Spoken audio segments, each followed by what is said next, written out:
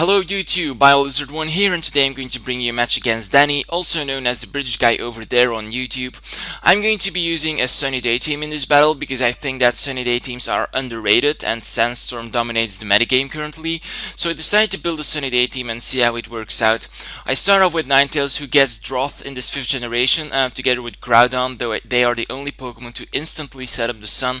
So I go for my Ninetales as a lead, and I saw his team in beforehand before this match started, and I saw that he didn't have a single Pokemon that could change the weather, so I didn't really need my Ninetales, but I didn't want to lose him to a Specs Draco Meteor because a lot of Latias in this 5th generation are using a choice Specs. However, this one is quite different. It sets up the screens, and that isn't a good matchup for me. I switch out into my Heatran expecting any sort of Dragon type move, and Heatran can resist pretty much any move in the sun coming from this Latios. But then I see the screens and I set up light screen and switch out into my Cresselia because I want to have screens up as well. I set my screens up later in the game, so I know that his screens are going to wear off later, especially since I know that my my Cresselia is using the light clay, which enables me to run those screens a lot longer, like 7 or 8 turns. I'm not too sure about it. I see that he brings out his Buffalo, and I thought that I could take any move with relative ease with the Reflect Up coming from this Buffalo, but even with the Reflect Up, that did a lot of damage. And now see his signature move, Head Smash. It nearly finishes me off, and that with a Reflect Up, and while he's carrying Life Orb and not even a Choice Band.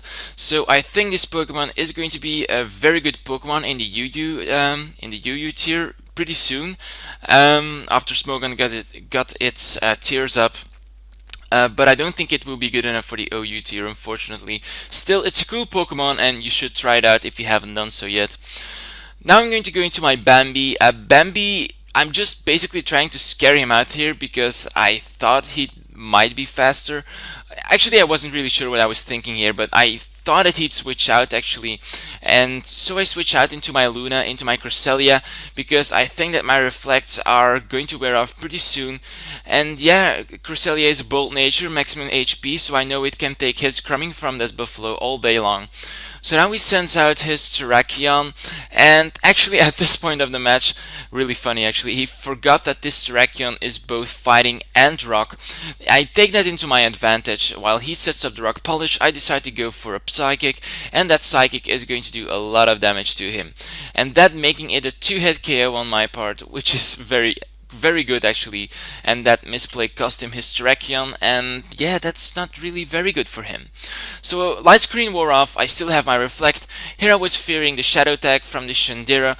Unfortunately for him, he's not running Shadow Tag, which quite surprised me because Shandira is used, or must I say Chandelure with the English name, is pretty good for as a revenge killer in this 5th generation with the Shadow Tag. It hasn't been forbidden yet.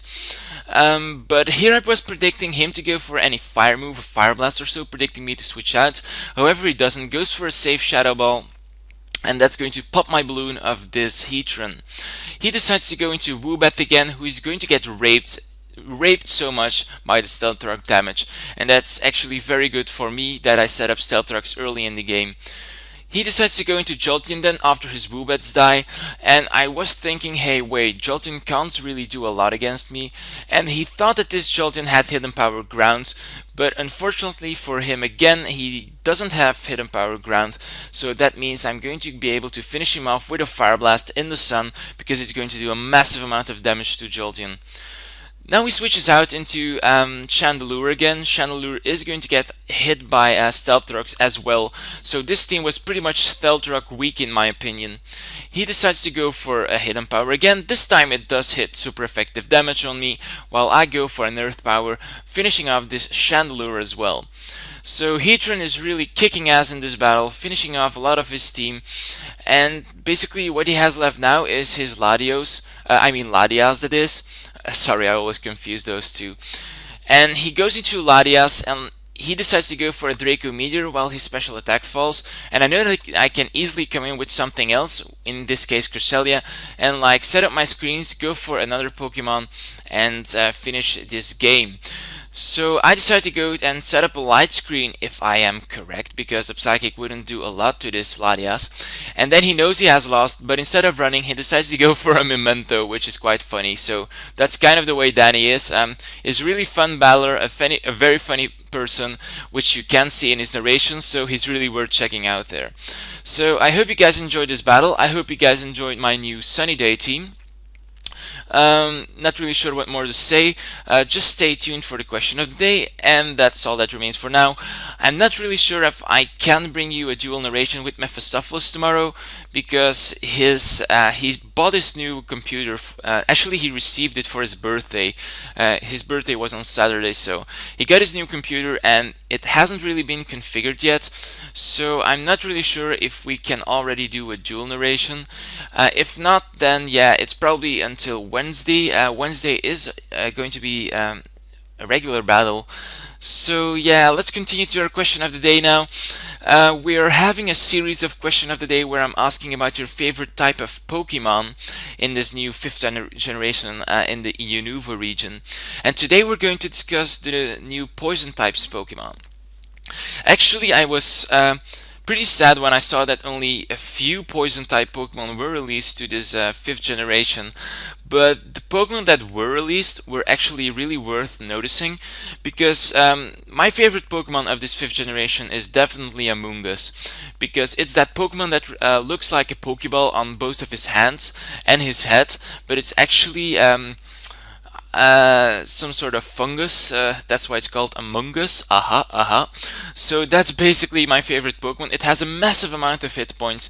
It has a decent bulk, good typing, not really that good, but decent typing, poison grass, if I'm correct. And yeah, it has some potential. It has access to Spore, which means that it can instantly put something to sleep. And with this new 5th generation Sleep class, I think Sleep is very, very scary. So he's really worth testing out. I can suggest you to test him out, because yeah, it's a lot of fun using him. So that's basically my favorite Pokemon. What is your new favorite poison type Pokemon from the Unova region in the new Black and White Pokédex? Leave your answer as a reply to this video, and I'll see you in my next battle, so see you!